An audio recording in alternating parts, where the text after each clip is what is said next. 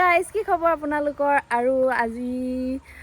8 month প্ৰেগনেঞ্চিৰ কাৰণে আজি নহয় হ'ল বহুত দিন হ'ল 8 month প্ৰেগনেঞ্চিৰ কাৰণে আমি গোটেই ফেমিলি এতিয়া ক'ৰবাত ওলাই যাওঁ কিবা এটা খাওঁগৈ নতুনকৈ জেগা এটা খুলিছে তালৈ যাওঁ ধুনীয়াকৈ এতিয়া আৰু গৈ আপোনালোকক দেখামগৈ জেগাটো কেনেকুৱা আৰু কি কওঁ আৰু আমাৰ ঘৰটো অলম'ষ্ট কাম চলি আছে কমপ্লিট হ'বই আৰু বেছি দিন নাই আৰু এইফালে এনেকৈ আধা একোট প্ৰটিন মৰা হৈছে বাহিৰ চাইডে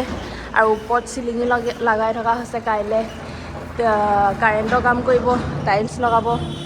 আৰু জল্দি হ'ব আমাৰ বেবিও হ'ব ঘৰো হ'ব চব হ'ব ফুল এক্সাইটেড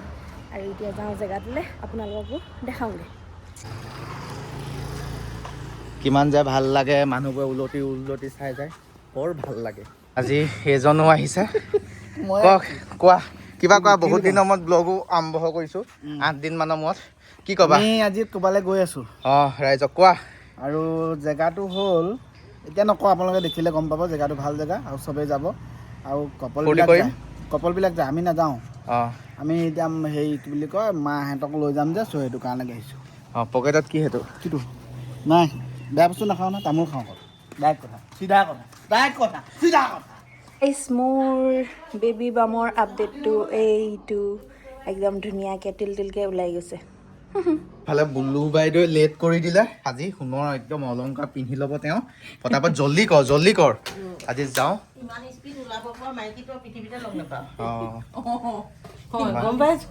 ৰাতিপুৱাৰ পৰা গধূলিলৈকে ৰ'জৰ কাৰণে আজিকালি অকল খাদ্যই বনাই থাকে মায়ে বেলেগখিনি গাড়ীত পাতিম এতিয়াও টাইম নাই ব'ল সূৰ্য নামিব ফাইনেলি যাওঁ গাইছ লং ভিডিঅ' আপোনালোকে থোৱা ধৈৰ্য ধৰক আৰু লাষ্টলৈকে চাওক টিপ পাব ব'লক আজি পটাপট যাওঁ ধুনীয়া জেগা এটাত আজি 8 months কমপ্লিট কিবা এটা কি সব কমপ্লিট চলি থকাটো পাতোংগে ব'লক এইফালে পুৰা খেৰ গাঁৱৰ কথা আৰু গাইছ ব'লক গাঁৱৰ মাজলৈ যাওঁ অলপ সোমোৱাই নিওঁ আপোনালোকক চহৰত আছে যদি লেটছ গ' ফাইনেলি আহি পাই গ'লোহি এইফালে ৰ'জ আহি আছে কেনেকুৱা লাগিছে জেগাটো ভাল লাগিছে আজি কিমান দিনৰ মূৰত উলিয়াই আনিছোঁ বহুত দিনৰ মূৰত অনুভৱ ফ্ৰণ্টত দেখা পাইছে কি এইখন হ'ল সোৱণশিৰি নদী ঘাগৰ অৰ্থাৎ সেইবুলি কোৱা হয় আৰু জেগাটো আজি আপোনালোকক দেখাই দিছোঁ আহিব পাৰে লখিমপুৰতে আছে ধুনীয়াকৈ কেনেকুৱা লাগিছে ভাল লাগিছে ন মাজৰডোখৰলৈ নাও লাগিব তালৈ যাবলৈ নাও এতিয়া এখন আছে তুমি পানীত যাব নালাগে আৰু ফাইনেলি এতিয়া চব এনেকৈ বহি আছে আজি এটা ৰিলেক্স কৰিবলৈ আহিছোঁ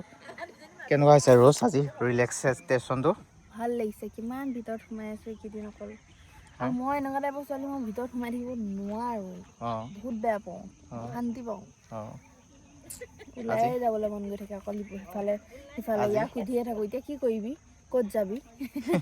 ফালে পৰিৱেশ চাওক চবকে বহাই দিছোঁ ৰ'জক প্ৰশ্ন সোধা কেনেকুৱা পাইছা আজি ভাল লাগিছে নে মন চন আকৌ আনিব লাগিব কেতিয়া চব হৈ যোৱাৰ পিছত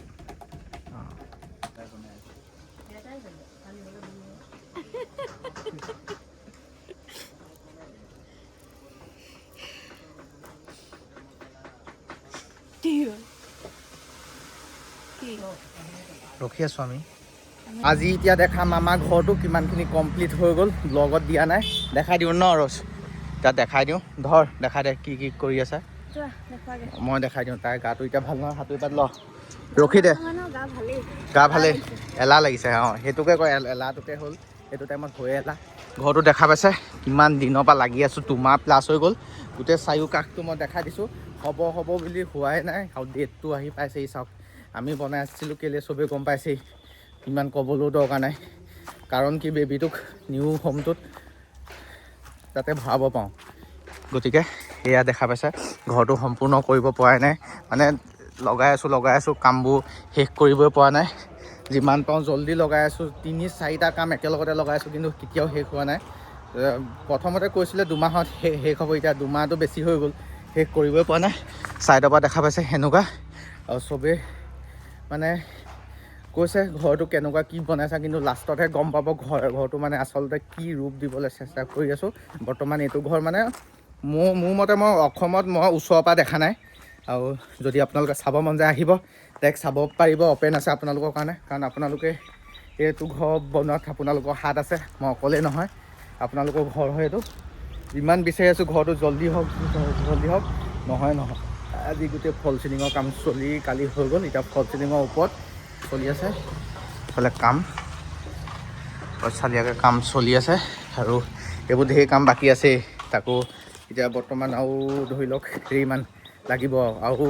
এমাহ প্লাছ লাগিব চাগে যোনটো দেখিছোঁ। আৰু যদি আপোনালোকক আৰু কেইটামান ঘৰৰ টিপছ দিম, সেইকেইটা শুনি ল'ব যদি ঘৰ বনাম বুলি ভাবি আছে। ভাবি থকাসকলক ধুনীয়াকৈ দেখাই দিওঁ। এতিয়া এই ভিতৰৰ ফাকে এনেকুৱা হৈ আছে, ইমান দিনৰ পাছতো আমাৰ ভিতৰটো কমপ্লিট হোৱা নাই। দেখা পাইছে ইমানখিনি হৈ আছে, এইখন শ্বৰ্ট